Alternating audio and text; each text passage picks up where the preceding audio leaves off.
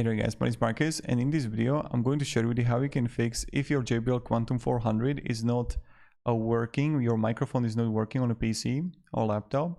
So the first thing that you want to do is go to control panel, then go to hardware and sound, then under autoplay you want to click sound, and then here when you're going to be, you want to go to recording and playback. So playback, you want to have a headset as set to default.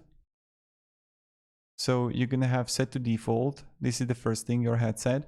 And then in recording, when you're gonna have it, you want to again set to default. When you're gonna have the headset there, you want to right click on the headset and go to properties, and you want to go to levels and have a microphone 100.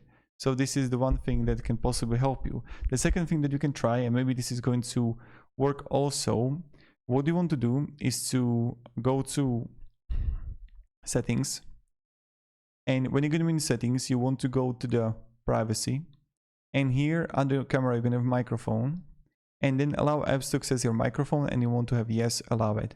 So this is another thing that you can try. And then what you want to do is go to device manager, and right here you want to go to sound, video, again controllers, and then just choose the thing that you have here. So let's say Bose or like the JBL Quantum 400. Right click on it, and you want to go disable device,